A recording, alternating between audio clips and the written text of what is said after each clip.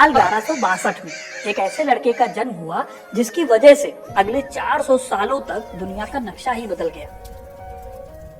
एक कबीले से आने वाले इस लड़के ने दुनिया के सबसे महान आर्मी कमांडरों में से एक होने का रुतबा हासिल किया। इस लड़के का नाम था चंगेज खान। आज अगर आप किसी से पूछोगे ना कि चंगेज खान का धर्म क्या था, तो ज्यादातर लोग यही अंदाजा लगाएंगे कि चंगेज खान एक मुसलमान था। उसकी क्रूरता को और उसके नाम के पीछे लगे खान सरनेम से कई लोग चंगेज खान को औरंगजेब और तैमूर लंग की कैटेगरी में रखकर देखने लगते हैं, जो कि इस्लाम को मानते थे। लेकिन क्या सचमुच चंगेज खान मुसलमान था या उसने इस्लाम को अपनाया था? अगर नहीं तो चंगेज खान का धर्म क्या था और चंगेज खान के नाम में ये खान सरनेम क्यों लगा हुआ है जो अक्सर मुसलमान लगाया करते हैं? इन सारे सवालों का जवाब आपको मिलेगा इस वीडियो में, तो वीडियो को अंत तक जरूर देखिएगा, क्योंकि अपना इतिहास नहीं जानोगे तो खुद को कैसे पहचानोगे। सबसे पहले तो आपको बता दूं कि चंगेज खान का असली नाम था तेमुजिन। इन्हें चंगेज खान नाम कैसे मिला वो आपको आगे पता चल जाएगा। पहले ये समझिए कि चंगेज खान जिस सदी में पैदा हुआ था, उस सदी में मंगोलिया कोई बड़ा राज्य या साम्राज्य नहीं था, बल्कि कबीलों में बटा हुआ देश था। मंगोलिया में रहने वाले कबीले बहुत मुश्किल जिंदगी जीते थे। रेगिस्तान से भरे मंगोलिया में इन कबीलों को आपस में लड़कर सरवाइव करना होता था, और ऐसे माहौल में पैदा हुआ था चंगेज खान। तब दुनिया के एक बड़े हिस्से पर इस्लाम फैल रहा था। अरबी खलीफा इस्लाम को यूरोप के बॉर्डर तक ले जा चुके थे, लेकिन इस वक्त तक मंगोलिया में इस्लाम अपने कदम नहीं रख पाया था। मंगोलिया के कबीले तब किसी धर्म को नहीं मानते थे, बल्कि लगभग हर कबीले के अपने कबीलाई धर्म होते थे। ऐसे ही तेमुजिन के कबीले का भी अपना धर्म था।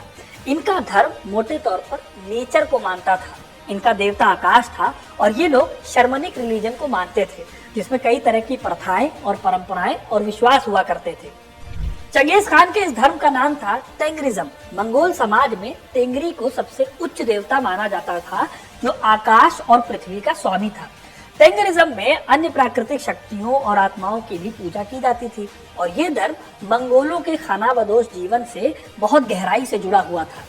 दोस्तों, मंगोल मानते थे कि टेंगरी इंसानों और साम्राज्यों की किस्मत पर राज करता है। जब चंगेज खान बड़े हुए तो वो इसी वैल्यू को लेकर अपने साथ चले।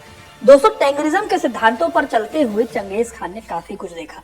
परिवार की धोखेबाजी, कबीलों के साथ जंग और अपने मंगोलिया के स्ट्रगल।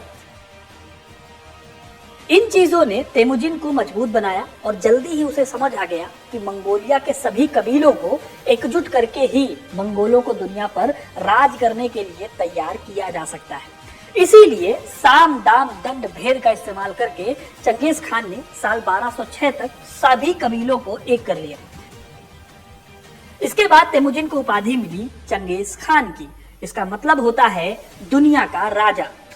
लेकिन दोस्तों, चंगेज खान के नाम में खान लगे होने का मतलब ये नहीं है कि उसने इस्लाम को एक्सेप्ट कर लिया था, बल्कि चंगेज खान ने अपनी पूरी जिंदगी इस्लाम, ईसाई जैसे किसी भी संगठित धर्म को एक्सेप्ट नहीं किया। उसके धार्मिक विश्वास की जड़ें गहराई से टेंगरिज्म और मंगोल के शैमनिक प्रथाओं में बसी हुई थी, और उसने अपने सैन्य विजय को टेंगरी देवता द्वारा ही शासित समझा। अब दोस्तों, आपको जानकर हैरानी होगी, लेकिन चंगेज खान बेहद क्रूर होने के बावजूद धार्मिक रूप से बहुत टॉलरेंट था। उसने अपने साम्राज्य में अलग अलग धर्मों को मानने वाले लोगों के साथ भेदभाव नहीं किया, सबके साथ बराबरी रखी।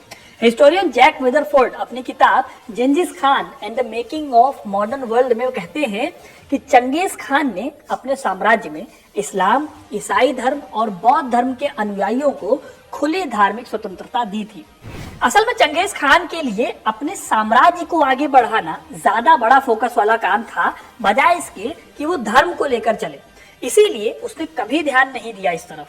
मंगोलों पर अच्छा खासा काम करने वाले डेविड मॉर्गन लिखते हैं कि चंगेज खान के बाद उनके उत्तराधिकारी इस्लाम को अपनाने लगे, खासकर उनके पोते हलागू खान। लेकिन खुद चंगेज खान ने अपने पारंपरिक मंगोल धर्म यानी टेंगरिज्म का पालन किया और धार्मिक विविधता का सम्मान भी किया।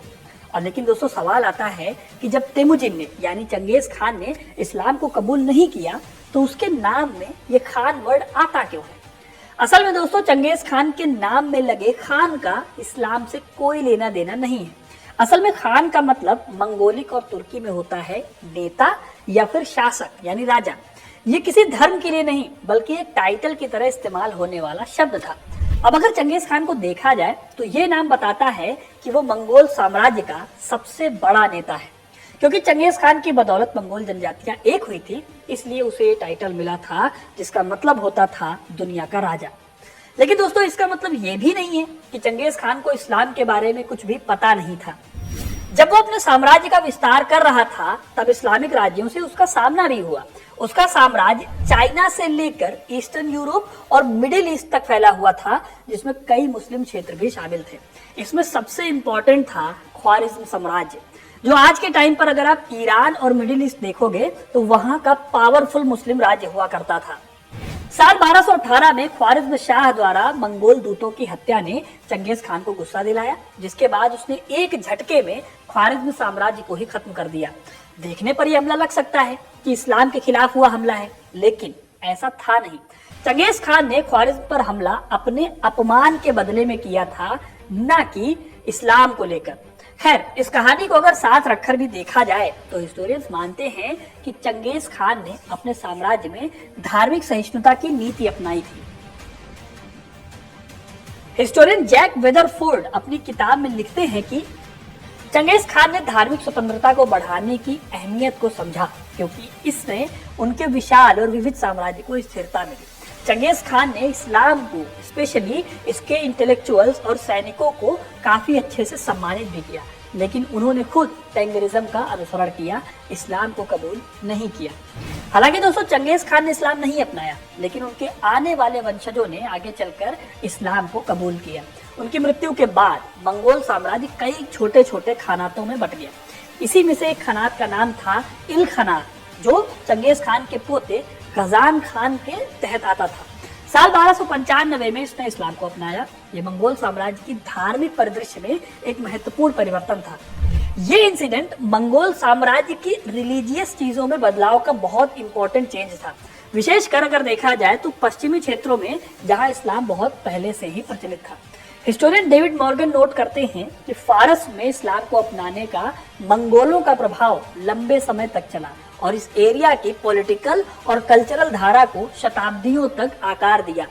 मंगोल, जो कभी टेंगरिज्म के अनुयायी थे, धीरे धीरे इस्लामी दुनिया में समाहित होते चले गए और कई प्रमुख मुस्लिम शासक इसके बाद आके बने। सिर्फ चंगेज खान ही एक ऐसा सरदार था जिसने अपने पूर्वजों के धर्म को नहीं छोड़ा था। तो दोस्तों, अब आपको समझ आ गया होगा कि चंगेज खान के नाम में खान क्यों लिखा है और उसका असली धर्म क्या था। अगर आपको ये वीडियो पसंद आया है तो इसे लाइक और शेयर करें।